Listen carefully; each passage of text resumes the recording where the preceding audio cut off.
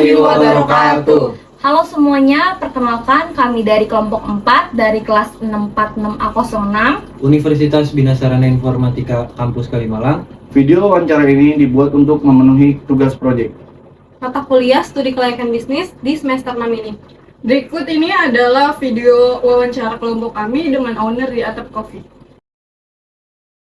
Untuk Mas Afif, bisa diceritakan alasan terpikirnya membangun bisnis ini?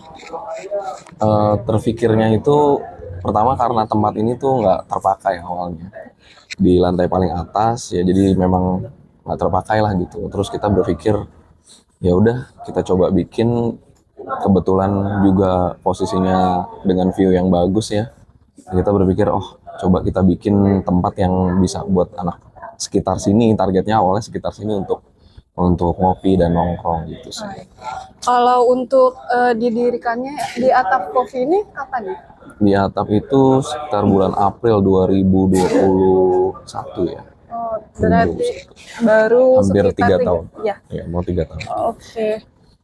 Kenapa bisnis ini dinamakan di Atap Coffee? Namanya di Atap ya karena tempatnya sih. Tempatnya paling atas dan memang fungsinya sebagai atap ya. Jadi kalau ditanya biar udah diingat aja ngopinya di mana, di atap gitu aja sih.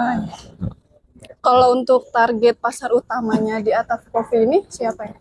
Awalnya target marketnya itu ya anak-anak muda ya, anak-anak SMA atau ya dari SMP lah ya, SMP, SMA, kuliah gitu. Cuma ya lambat laun marketnya tuh jadi heterogen, keluarga juga ada, ibu-ibu, bapak-bapak gitu. Jadi sebenarnya sekarang jadi marketnya jadi lebih luas gitu. Karena mengikuti zaman juga Iya. ya kan? Pak, izin mau nanya, apakah di Atap Coffee sudah memiliki dokumen legalitas kayak seperti surat izin usaha, surat izin tempat usaha, atau NPWP? Ya kalau izinnya kita semua lengkap ya, makanya bisa bertahan dan berjalan sampai dengan saat ini. Ada lengkap Ada. semua. Kalau soal di Atap Coffee mematuhi peraturan tentang perpajakan seperti pelaporan dan pembayaran pajak penghasilan, Pak? Ya, kita bikin pelaporan pajak juga sih setiap bulan. Ya tertib lah administrasinya semua. Selanjutnya, cara Bapak memperkenalkan di Atap Coffee ke publik bagaimana, Pak? Sosmed ya, awalnya sosmed karena lokasinya tersembunyi, sosmed jadi ujung tombak sih. Selebihnya Mouth to mouth. marketing dari mulut ke mulut gitu. Apakah di Atap Coffee melakukan penilaian kinerja dan evaluasi terhadap karyawan di setiap bulannya? Ya kita ada penilaian kinerja sama evaluasi kinerja sih. Bagaimana cara di Atap Coffee merekrut atau menyeleksi karyawan yang berkompeten? Kita ada asesmen sendiri ya. Jadi untuk bar itu kita asesmennya saya pasti libatin sama head barnya, begitu juga station lain gitu kayak kitchen, pasti asesmennya juga lewat head kitchen. Jadi memang yang sesuai sama skill dan kemampuannya. Kalau boleh tahu, apa saja yang menjadi alasan di Atap Coffee memilih atau mendirikan usaha di lokasi yang sekarang? Alasannya karena Strategis mungkin. kebetulan ini ya sudah ada tempatnya, jadi kita tinggal mengolah aja. Terus juga yang kedua ya karena kita lihat di sini waktu itu masih sedikit banget gitu coffee shop yang luas gitu yang buat orang nongkrong, apalagi yang ada live musiknya gitu. Ya kita termasuk yang pioneer ya di sekitaran sini untuk yang ada coffee shop yang ada live musik. Pak, bisa disebutkan apa aja jenis produk yang dihasilkan dan gimana proses produksinya? Produk yang dihasilkan utamanya pasti kopi ya, nah namanya di Atap Coffee. Turunannya sih banyak produk lain ya, yang coffee base atau milk base sama tea base gitu, teh, susu dan flavor gitu. Untuk makanannya sih makanan berat ya, banyak juga, dari mulai yang nasi sampai yang non nasi, mie atau pasta. Kalau untuk kisaran modal yang dikeluarkan untuk mendirikan di Atap Coffee ini itu berapa ya Pak? Kalau di luar karena kita kebetulan ini gedung sendiri ya, di luar sewa tempat itu mungkin di angka 300 sampai 500.